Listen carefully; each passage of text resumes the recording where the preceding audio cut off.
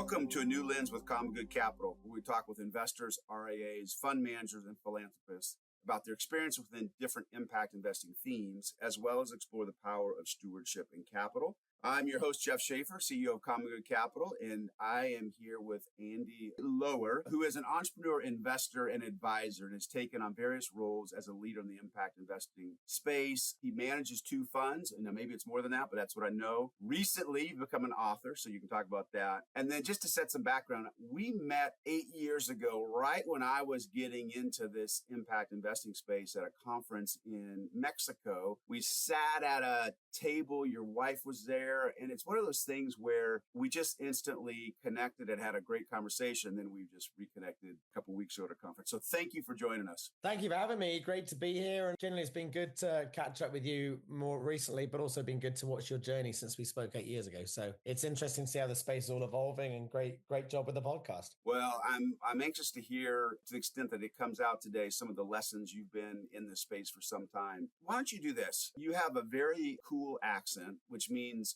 you come across extremely smart, which I believe is true. But give us, where'd you grow up? Obviously where you grew up, we went to school, and just a high level of your career so we can get a background of who you are. Yeah, I've been working pretty hard on the accent for a number of years and still managing to pull it off. So I'm English, and I still am British with a British passport. And I've been in the US for 20 years because I got married to my Californian wife. We met 22 years ago when she was over studying in the UK, and then moved across to the US after that. But I grew up in the UK, just outside of London, a town called Harpenden, up near Luton Airport, and did all my education in the UK. I think with regards to my life journey in impact investing, from a very early age, I've been very passionate about poverty issues and the role that individuals have to make a difference in that. The starting point for me was with the Live Aid work in the mid-80s. And as a young child, I was shocked by what I was seeing about the man-made famine in Ethiopia. And I persuaded my parents to do some bring and buy or bake sale or whatever it was, that we could raise some money to stop the famine that was heading north from Ethiopia. And since then, I've really been involved in kind of poverty issues. When I was 18, I spent a year out and lived in Central America, studying Spanish in Guatemala, and then working with kids in the slums of Costa Rica and helping them to get an education. So when I had that opportunity, it was really eye-opening to me, just the importance of education and how fortunate I was to have the opportunities I did. And so I came back from that experience and went to university and did law as an undergrad degree at the University of Southampton, where the Titanic set sail from. And then I did a master's degree in international development with work experience and started working for a couple of NGOs in the UK. And then after that, I got my bar training. So I'm a qualified barrister. I'm a lawyer that can ask questions, even if I'm not a practicing lawyer. And so that's kind of my background educationally. And like I said, I've been in the US for 20 years, working in various different groups and organizations, but all focused on impact investing in various different degrees. So what was it about poverty that drew you in? Why is it such a big issue in your mind? Anything you can shed on that front? Yeah, I don't think it's rocket science for my life journey. My parents are quite conservative, and I grew up in a conservative family upbringing that had values. I found it frustrating that the communities that I was connected with weren't necessarily living into those values as much as they could do. And especially with regard to poverty issue, where it really is the lottery of postcode, zip code, whatever you want to call it, that I could have been born in a very different situation. The more that I've worked in extreme poverty, the more that I know I don't understand extreme poverty, because I'll never be in that situation just because of the opportunities that I've had because of where I was born. So to me, that is really genuinely a lottery. And to see that certain people had different opportunities than others just because of where they were based was really eye-opening for me. And I think the empathy just really is the key to be able to try to understand other people's positions that are so very different than ours, even if I'm not going to fully understand it, to be constantly trying to understand where people are coming from, to understand the different mindset, the different worldview that people have, I think is really important. And that is lived out professionally in what I'm trying to do. Do you have a sense of, if you had grown up in the United States, this is a hard question, but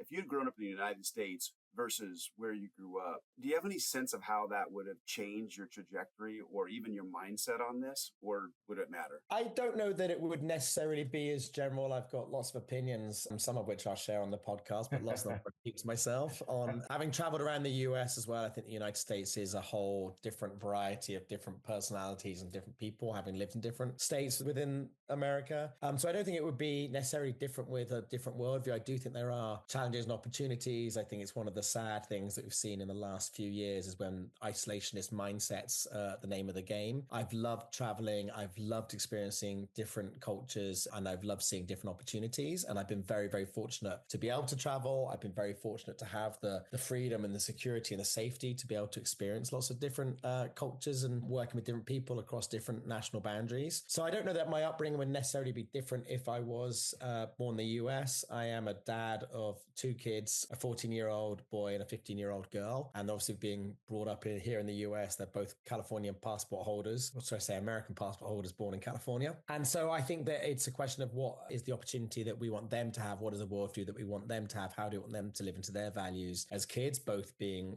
born in the US, but also having a British dad? So I don't think it's a British American piece, but I do think it is trying to think through what the different opportunities there are to be able to experience the world in its fullness. And, you know, we have one shot at this life as far as I can see, and I want to live it to the fullest extent I can. And I believe I will be held accountable for the way that I live my life in whatever form that takes. And I want to make sure that I'm doing the best I can with the amazing opportunities that I've been given. One last question that relates to geography, and then we'll get off that subject. If you were talking to a group of Americans around impact investing versus a group of Europeans, would that be a different discussion? Yes, but again, I think there's more nuances than that. So when you say a group of Europeans, I think that would be very different. I grew up English, maybe British, not European. Okay, fair enough. And I think that's become even more extreme with the new Brexit reality. So European, I think, needs to get defined. Even within continental Europe, it becomes more nuanced. And then I think the same thing with the US. Having said all of that, one of the things that I love living, even with the challenges that I think America is currently experiencing, one of the things I've loved is living in the US and having the genuine entrepreneurial go-get-them attitude that comes with American investors. And I've really, that fits in with my personality, that mindset that people bring to what can be done rather than what should be done or what hasn't been done. And I really fully embrace that. And I do find there is alignment with Americans. That being said, I work with a bunch of European, British and continental European investors, and they have that same mindset too, just because of the way that they think about the world. So I don't think it's necessarily as black and white, but I get the point that mindsets that people have. And I love being in the US. I love being with people that can see the potential in people. And I think that's the name of the game. That's great. Well, thanks for the nuance answer there. Feel like I'm walking a tightrope. I know. I'm not trying to pin you in a corner. All right. So here's a big question. How would you best describe who you are in the context of where you're at in your life journey? Yeah, I think that's a great question and not the easiest one to answer. I don't want to lawyer up and get even more difficult, but I've been spending quite a bit of time. I've been playing around with different settings on LinkedIn and trying to work out how I am defined in my high level summary and in my kind of one-liner, in my paragraph, and how I define what my career path has been. The current wording is a visionary leader focused on innovation and entrepreneurship to change the world. And I held back on being as direct with saying things like to change the world because I didn't want to sound like I was cloud cooking crazy. And I'm kind of really living into that. I do believe that the world can be changed. And so that's kind of the starting point from it. I strongly and passionately care about innovation and social entrepreneurship. And I think that's the opportunity that I am in at the moment to be able to change the world. And I think my personal qualities, what I try to bring to Team World is a visionary mindset and a mindset of leadership that believes in getting things done, that believes in implementation, but also believes in seeing a world that could be there for more people to be a part of. So visionary leader is what I would call myself, but who actually gets stuff done. Interesting. You said took out the word change the world, which is exactly the question I want to ask you is whether it's big, whether it's small, it doesn't really matter. And you may have already answered it, but specifically, how are you trying to change the world? And I think I know the way you're going to answer it, but if you could also go a layer deeper and maybe even give examples of how you're doing that. Yeah, so I'd taken out the word change, the phrase change the world. I put it back in, a visionary leader focused on innovation, entrepreneurship to change the world. I believe that the world can be changed, and I believe that there can be a different reality. I think my specific role in that is focused on the extreme poverty angle. There's a lot of other ways to change the world, and there's a lot of other ways that the world needs to be changed. So for me, it's focused on extreme poverty, and then it's also thinking through what I can do in the position that I am with life in terms of being able to connect with those that have amazing opportunities and resources, namely investors and those entrepreneurs who are actually changing the world on the ground, working with customers, working with those who having the impact that we want to see in the world by their lives being changed and breaking the cycles of extreme poverty. So I see myself as being able to kind of bridge the gap between those two worlds that are often far apart and not as connected as they could be. And I also see that my role and my way of being able to be able to do that most effectively is being based where lots of investors are based and being based here in the US. I would love to be spending my time in various different countries on the ground in the developing world, but I'm not sure that's where I could have the most impact for this season of life. And this season's been going on for 20 years because I see that my ability to be able to have opportunities that lots of others don't have in terms of, as a white male, being able to have conversations with other white men who are a lot more powerful, a lot wealthier than I am, is an opportunity that lots of social entrepreneurs don't necessarily get, and lots of the customers that they work with definitely don't get. Knowing what you do practically day to day or have done at least part of the time, are you saying that you feel like your conversations with investors and the capital side is maybe more where you have an influence going forward versus being on the ground with entrepreneurs? Or am I reading too much into that statement? I think that's a good summary of it. I wouldn't say they're kind of either or. I think the only reason that I'm having conversations with people on the capital side is to see how they can be involved in changing the world. And the only reason I'm having conversations with the social entrepreneurs is to see how they can be involved in changing the world. I think the position that I'm at the moment on this journey is I have opportunities that other people do not have. And how do I live into those opportunities, and how do I live out what I'm feeling that I'm meant to be doing in this season? And so I believe that individuals can change the world. I believe in the power of capital.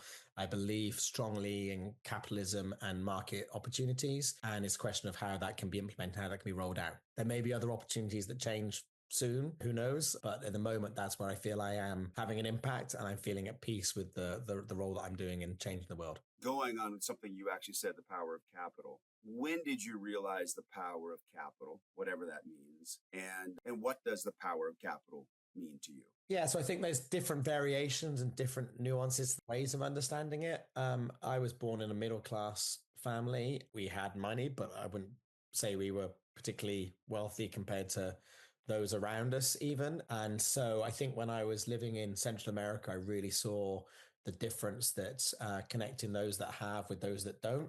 Very simple ways of bridging that gap was the name of the game, and that I could have a foot in both worlds and try and bridge the two together. Then when I was just after I'd moved to the US, I was working for a company called Geneva Global, and we were helping high net worth individuals to think through how to effectively give money away and to be more effective in their philanthropy. And you really saw the difference that high net worth individuals had to be able to use that capital effectively. We also did some investments with that capital, which then took me on to the next stage of the journey, which was running a foundation and transitioning them from doing traditional grant making, a 95% traditional foundation model, to actually getting 100% focus on impact, and transitioning from doing grants to actually using that same capital to make early stage investments. Then the next level of that is using that same capital to be able to take the first risk, to be able to set up special purpose vehicles, a whole load of different subsidiary LLCs that are run by the non-profits. So trying to think through how it could be nuanced to be able to get different types of capital in the cap structure, but also different types of capital based on motivation to be able to have a difference. And what I'm now doing with ADAP is using that relatively small amount of capital to invest very, very early in businesses that have high growth potential and massive impact potential. So I think it's being clear on what the capital opportunities are, but also trying to think through how you can push things a little bit more to be more consistent with the capital uses. Let's deviate for a second here. I want to, or to go deeper. You run two funds. This is not a sales pitch by any stretch. In fact, I don't even think you're raising capital. What have you been doing, and any lessons you can share from those endeavors over the last, whatever, 10 years? How long? Yeah, so over the last 10 years or so, the two funds, the first fund, 11 investments, and we had some really creative investment structures, a couple of exits that came from that fund, and it was quite creative in trying to think through. We came up with a structure, performance aligned stock, that tried to bridge the gap between equity and debt and making sure that it was aligned with the workers that we were working with, which was amazing. We got an award from New York, a group of lawyers. It was quite fantastic. It was very, very hard for an average investor to read and to understand. And it was also very, very hard to be implemented as well. So even though we were getting applauds and plaudits for it, it was actually very complicated and actually not necessarily easy for other people to get on board with. So we did a couple of those kind of structures with Fund One. With Fund Two, having learned the lessons from Fund One, we tried to keep things a bit more uniform, a bit simpler, standard, safe, standard convertible notes that we're working with. We invest 75,000 to 100,000 per entity, which means we come in very, very early, because that's when that kind of relatively small amounts of capital can have a massive impact and a massive difference. And then the other piece of capital and the power of capital is the human capital. So we really focus on what we do with our third entity, which is ADAP Advisory. And ADAP Advisory has separate contractual relationships with each of the businesses and works with them post the investment from ADAP Capital. So ADAP Capital is going to be making an investment, investing early. We do a 4-hour due diligence process, which means we think we can reach a decision after only taking up 4 hours of the entrepreneur's time. A lot more time goes in behind the scenes on our end, but we don't want to be wasting the entrepreneur's time. And if we can't make a decision in that time frame, then it's clearly not meant to be and should be a no. But then we spend time, 18 months post-investment, really working with these entrepreneurs, really helping them to lay the foundation that they need to be able to grow the business, which I think is where the intellectual capital is most needed, as well as the time and energy that obviously requires some capital, which will really have the biggest impact. So in the bigger ecosystem, it's tiny amounts of money, but it's actually really profound, really impactful. And the companies that we're working with in Fund Two, we made 16 different investments. They are having an amazingly profound impact. The current summary that I have is that everything takes literally 4 times as long as you hope it would, which takes the pressure off when things are taking literally 8 years and it's where you'd hope to be after 2 years. That to me is now the new normal. So I'm recalibrating what that looks like, and also encouraging entrepreneurs that it's a very much a bunch of sprints come together to become a marathon. And we've got to be patient and we've got to be understanding of how complicated it is to change the world. And that's both from the investor perspective, needing patience and needing empathy, as well as from the entrepreneur perspective, understanding just how challenging it can be. But every day I wake up and I'm excited because it is working and the world is being changed and hundreds of thousands of lives are being impacted each month by what we're doing with small amounts of capital. If you could grade your model on the results, and if you could grade it on the impact, what would you grade it? If you could grade it on the financial, how would you grade it? Or is that too sensitive to? I'll give you my barrister training answer. It's incredibly subjective. One of the things I think is always very interesting in the traditional financial world is benchmarking and how we decide how we're benchmarking against this and benchmarking about that. Who decides what the rules are for benchmarking? And I get there is compliance issues, SEC, I get it. But it's also one of those things where it's like, okay, how are we deciding how one wants to work with our portfolio? So, for example, I spoke with one of my investors who had some of his wealth advisors in the room. I'm a straight shooter. I tried to be honest with it. We had our PPM that had very few numbers in it because I wasn't going to be making stuff up. I gave the whole explanation as to why we were investing so early and using this social capital, kind of bridging the gap between traditional philanthropy and traditional market rate returns. How can we have this social capital? And my pitch is if there's money to be made in this space, then we're the ones that are going to make it because we're coming in so early and we're able to structure things to be equitable for both us and the entrepreneurs. And so the investor turned to his wealth advisor and said, where would you put this on the spectrum of risk, the risk continuum? And he said, it's so far out there, it's not even on the spectrum. And the investor took it on board and then, rang me up half an hour later and said he was excited to be investing and saw that as an opportunity. So I think it's one of those where, his wealth manager was doing his fiduciary duty. His wealth manager was being clear about it. This wasn't I didn't feel it was pity money that was coming out. It was just an investor that saw the opportunity, that got what we were trying to do. And he is looking to get some upside from his money, and he wants to get his money back. But he's also aware of the challenges that there is in the space and the reality of how hard it is for these early stage businesses. But that's how you change the world. And there's a bunch of other ways he can make a lot more money, not as life-giving, not as fulfilling of his calling in the world, but gives a bunch of money, which is what he could or couldn't do, depends on what his life journey is. So in terms of grading on it, I don't think it can be that kind of objectively decided. In terms of performance, there's lots of lessons that I've learned. This is the second fund, still things I would be doing differently every day. There's a bunch of lessons that I've learned. We can call them mistakes, but I'm trying to learn from them. I do make some mistakes. I don't learn from some errors that I make, but the most of it I'm learning from it. So it's all part of the life lesson journey. So I think we've got to just be honest about it and be real about it. These businesses are structured really well. A lot of them have American holding companies or Western holding companies, but then local subsidiaries. They're all working on the ground, working with people that understand the local population that they're working with. And they all have big enough visions to be able to see the world that could be. And with that requires capital and a lot of grunt work. So I don't think it's again, I've made the answer very long, but I don't think it's a nice, easy, objective black and white numbering system that we all like to have because we like our boxes, because it makes it nice and easy for us to contextualize stuff. Oh yeah, the boxes, I think of the style boxes in equity investing, and there's so many nuances and all that, but we've dumbed it down to, it fits in this box, it's value, it's growth, it's small cap, whatever. So no, I appreciate your answer, and I appreciate your honesty. That's one of the things I love about the impact investing space. It is a general statement. When you have a more broad definition of success other than financial, I find that there's a more willingness to be open and honest about everything because it's much bigger than just financial side. So anyways, I appreciate that answer, and I get that it's not a simple thing. What would you say to somebody who currently views capital in two buckets? My investment capital and my philanthropic bucket. Anything that you'd say or in a healthy way challenge on that? Because obviously your career, you were in philanthropy doing grants, and then you switched over to the investing side. So any framework you can help us as you think about those kind of capital? Great question, Jeff. I would just start with who decides what the rules are, and how do we in 2024 decide how we're going to be bucketing our capital?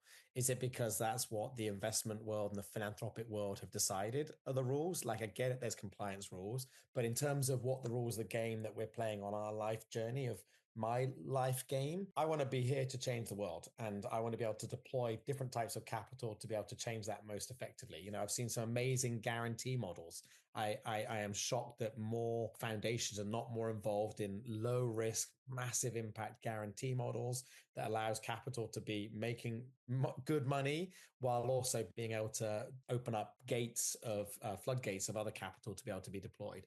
I've also seen some amazing need for aid and need for grants where capital just needs to be given away and generosity of capital needs to be given away. However, as a hardcore capitalist, I believe that we can use the forces of market forces in a good way to be able to bridge that gap. And I think if we are prepared to be honest about where the capital is being used, we're prepared to have a healthy emotional relationship with capital, then we can actually be a lot more effective in living into our values and living out how we want to be. I think that is probably one of the biggest things that I find frustrating in the space and in the sector. I think there is honesty to some extent, but I think that a recalibration is often needed for us to be real about what we're trying to achieve. And I try to be honest with my entrepreneurs and say, okay, this is a win for you. This is a win for me. I'm an amazing set of lawyers that I've been working with to structure everything. And I would say 50% of the conversation I have with them is me negotiating against them saying, hey, this is great for me, but I don't see how that's good for necessarily the entrepreneurs, or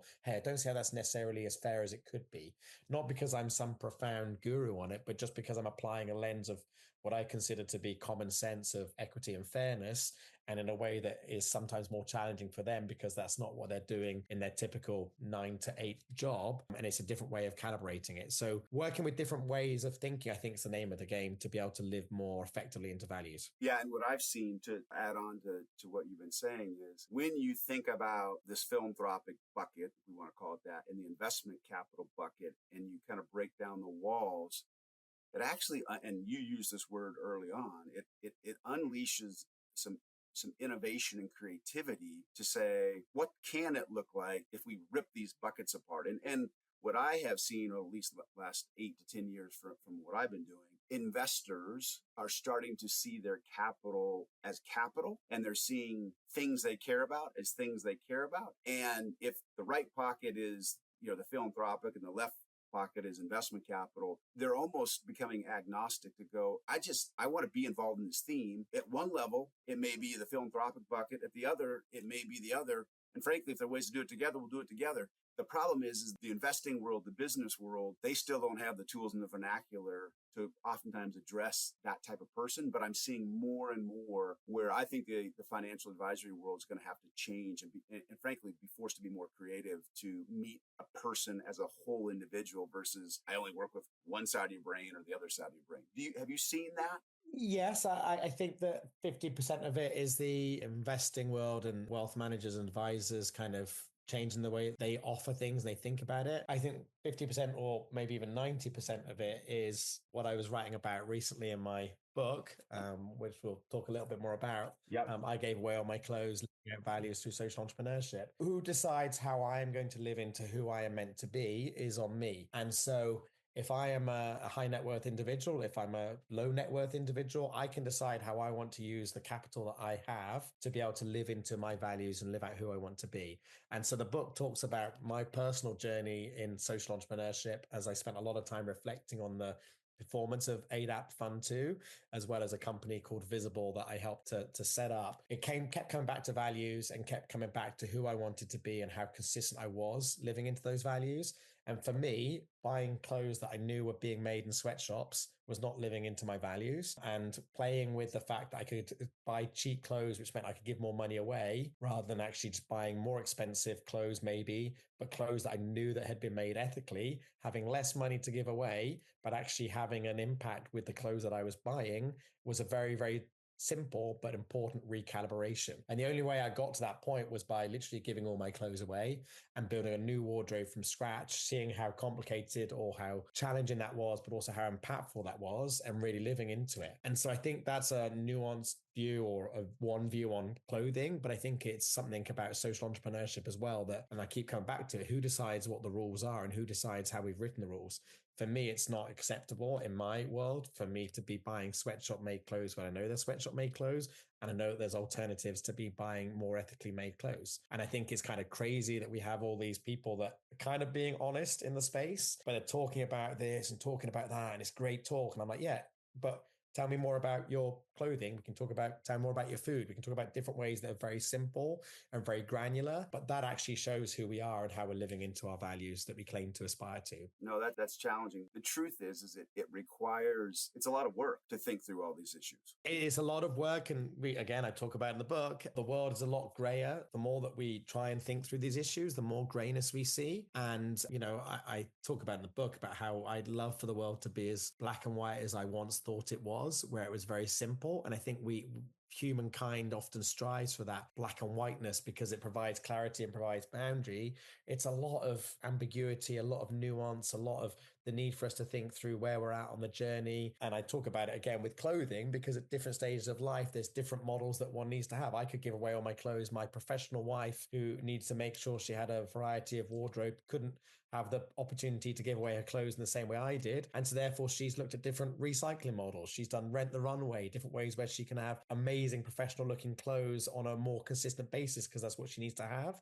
Whereas I can actually just embrace the fact that I could choose different companies that I was buying my clothes from. And again, I'm talking about clothing, but if we can choose that across the board, how we want to deploy capital, how we want to have an impact, and how we want to be creative in using that. So when I first got into the impact space, which is when we first met, I don't know that I would say this to everybody, but in my head, what I felt like, and this is going to sound grandiose, so I get that it sounds grandiose. I don't mean it at that level. To me, I switched from traditional finance to impact really as a way to help redeem capitalism, because I'm a capitalist at heart. To your point, in your example, it's looking at the clothes. The problem to me with capitalism at one level is profits are the only metric. And so we're often not asking that next question. And so to me, just asking the question, and to your point, there's a lot of grayness. But if you at least start asking the question, it opens up affordable housing. What's the role of affordable housing? Should it be government subsidized? Should it not be government subsidized? Should we be charging market rent? Should we not be? Do you raise rents? Do you not raise rents? And just even thinking through that,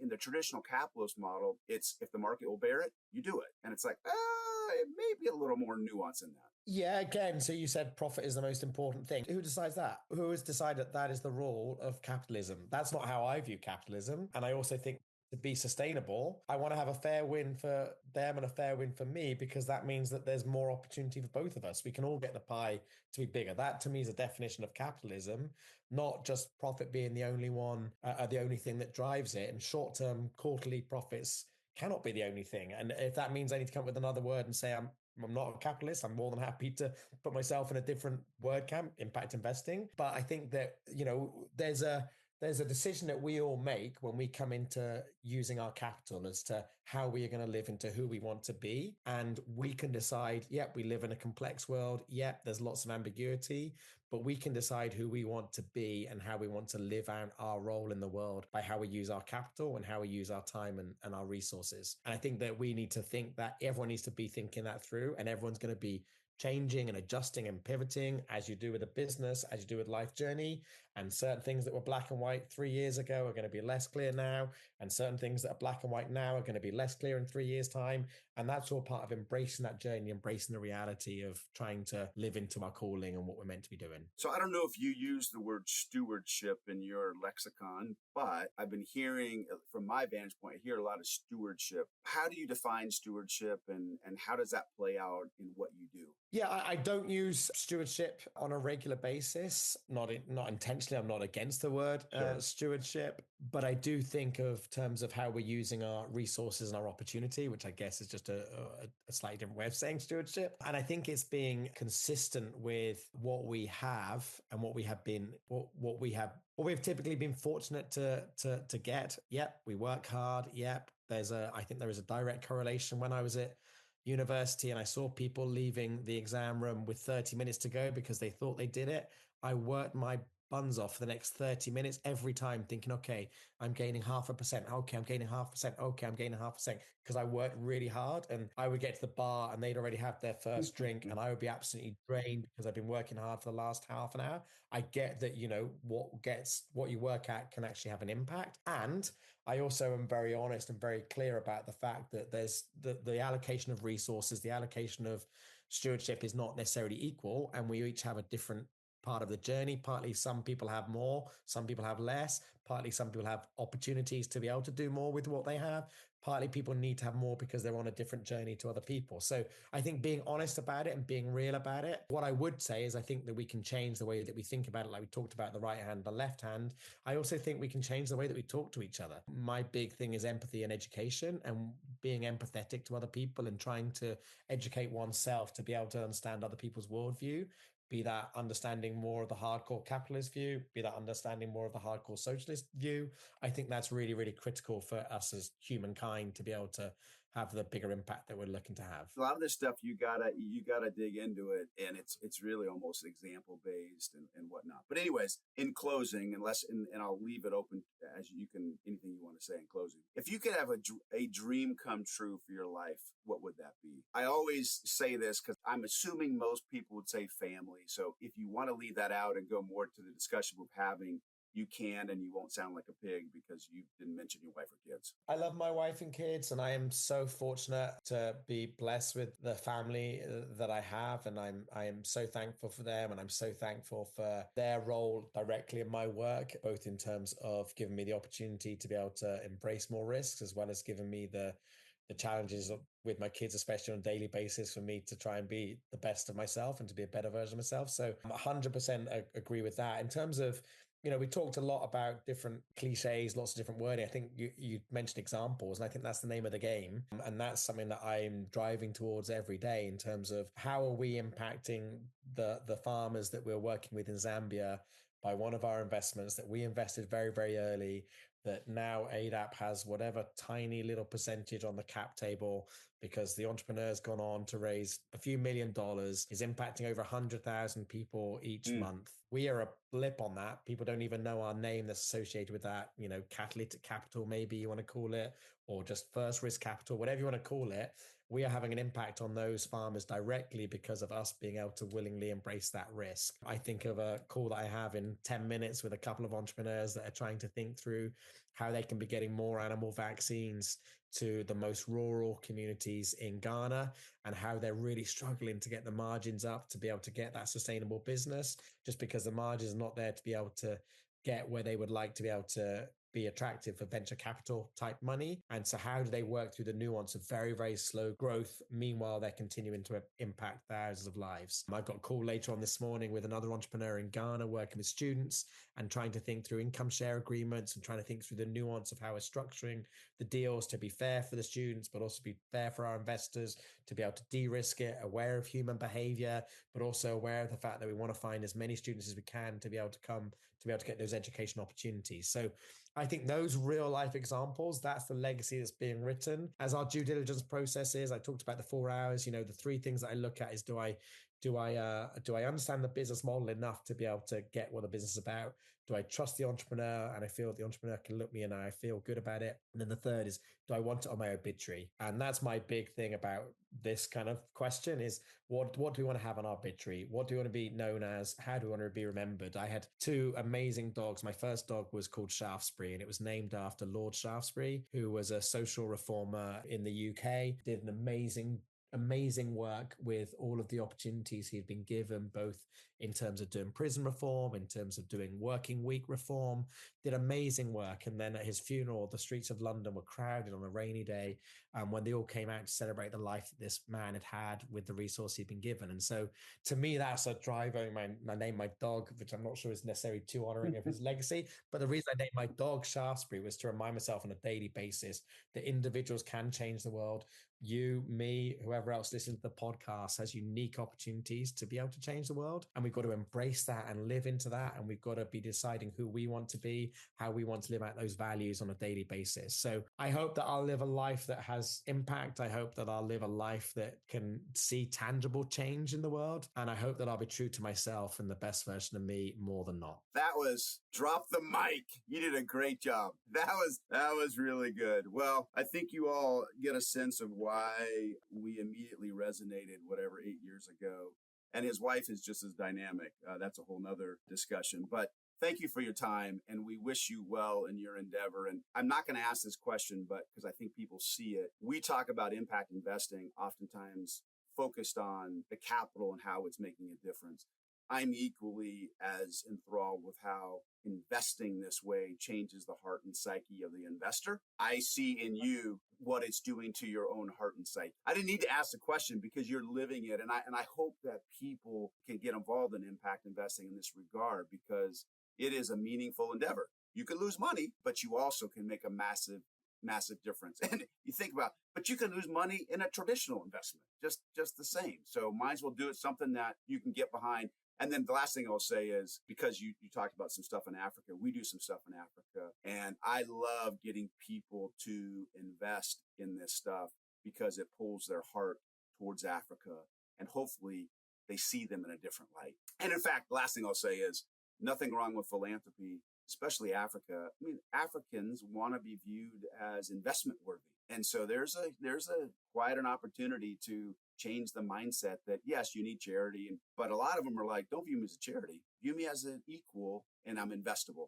I don't know if you have any 2 cents you want to add to that, but 100%. Who makes the rules? Who is deciding that they are different than us? And who is deciding that we don't believe that they are investable? Talking with any entrepreneurs, both on the African continent and outside of Africa, there's that same entrepreneurial mindset that I bring to what I'm doing with the nuance of the work that I'm in.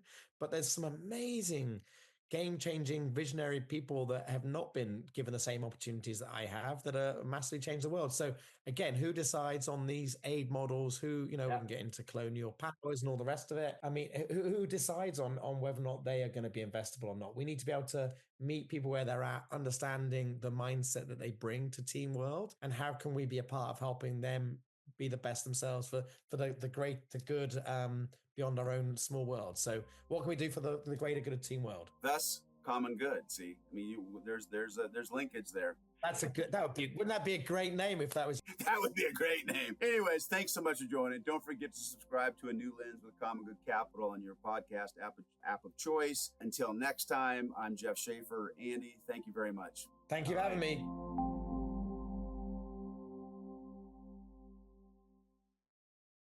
This podcast is a production of CommonGood Capital and does not constitute an offer or a solicitation of an offer. Such offer would only be made through a private placement memorandum.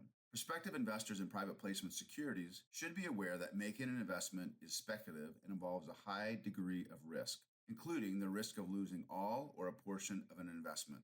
Investments of this nature are illiquid and subject to substantial restrictions upon transferability.